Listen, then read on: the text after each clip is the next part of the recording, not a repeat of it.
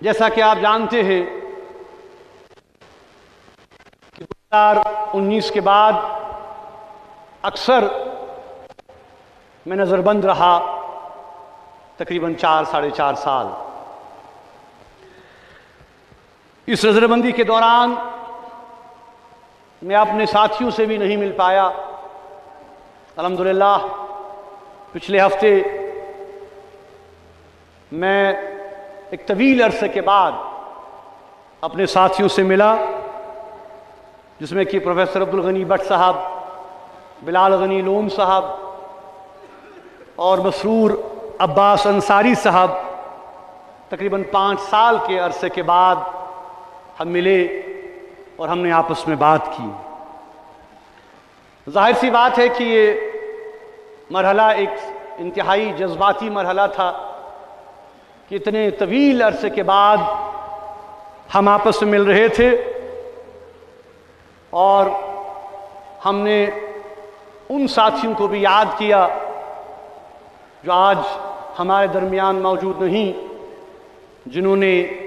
ان 5 سالوں میں انتقال کیا، جو رحلت کر گئے،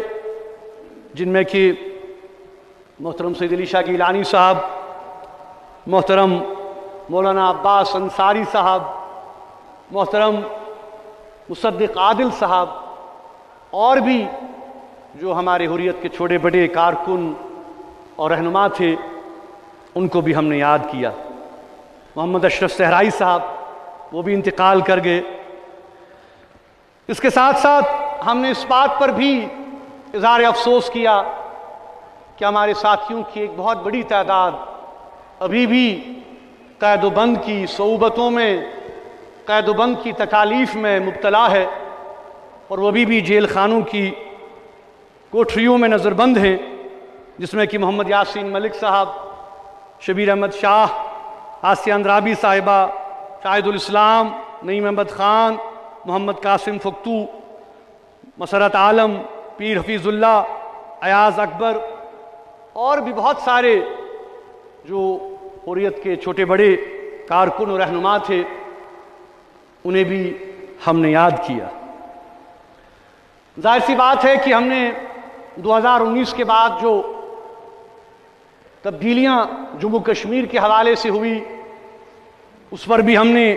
گفت و شنید کیا، اور جو عالمی منظرنامہ آج تیزی سے تبدیل ہو رہا ہے، جو کہ جسے ہم کہہ رہے ہیں کہ جو چینجز جیو پولیٹیکل لیول پر تیزی سے رونما ہو رہی ہیں، اس پر بھی ہم نے تبادلہ خیالات کیا۔ دوستو، بزرگوں، آپ کو یاد ہوگا کہ 1993 میں جب میر وائز منزل پر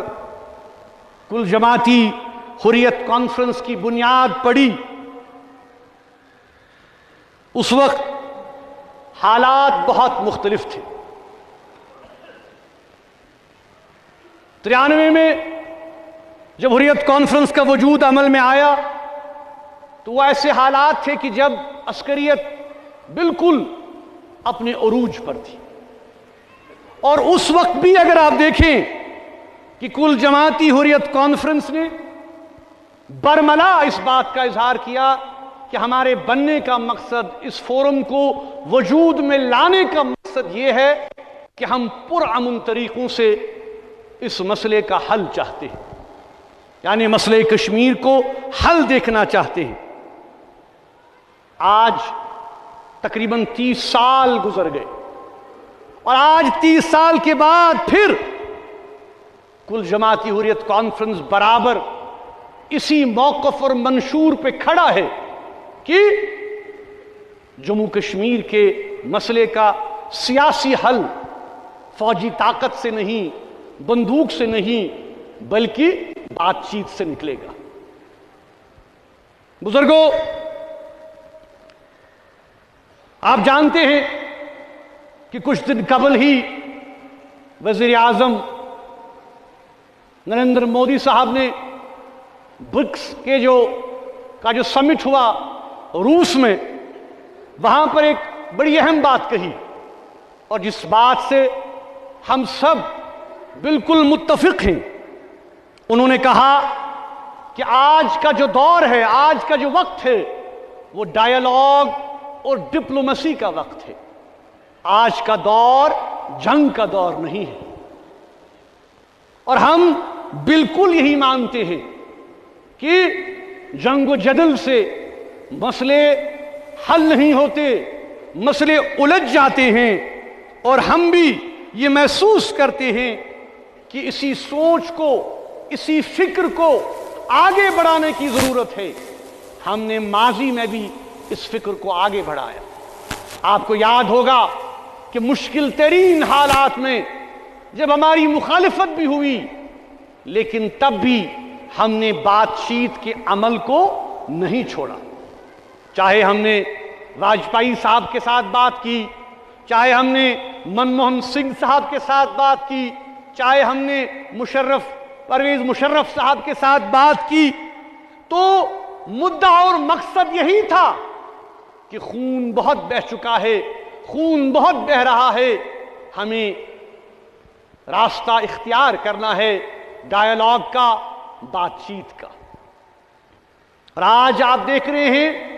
کہ جموں کشمیر میں 30 سالوں سے یہ خون بہنے کا عمل، انسانی جانوں کے ضائع ہونے کا عمل برابر جاری ہے. آپ نے دیکھا کہ گگنگیر میں پچھلے ہفتے بے گناہ لوگ مارے گئے. ہم سب نے اس کی مذمت بھی کی، ملامت بھی کی، لیکن افسوس کی بات ہے کہ یہ سلسلہ نہیں رک رہا ہے.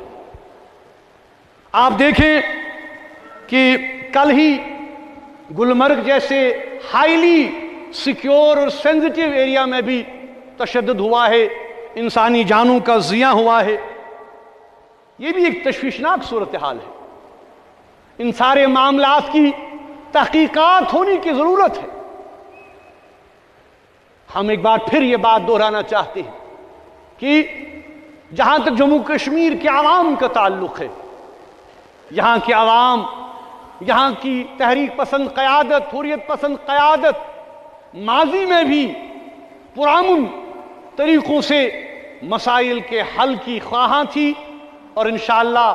آئندہ بھی ہماری کوششیں اس سمت میں جاری رہیں گی جہاں پہ ہم یہ کوشش کر سکیں کہ اس مسئلے کا پرامن اور پائیدار حل نکالا جا سکے. آخر پر میں پھر سے تمام ان ساتھیوں کو یم پانسن وریندان یم رحمت حق گئی، یم شہید گئی، تین خطر پرو کلمات افضل الذکر فعلم انہو لا الہ الا اللہ، لا الہ الا اللہ، لا الہ الا اللہ، لا الہ الا اللہ، لا